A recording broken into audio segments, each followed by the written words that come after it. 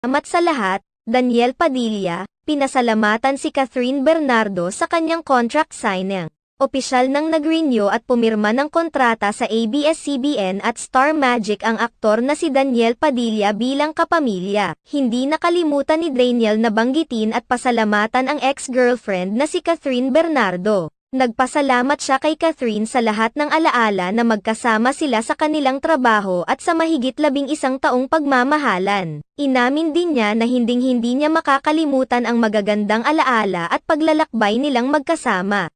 Narito ang ilang komento ng mga tagahanga ni Daniel Padilla. Well-deserved DJ.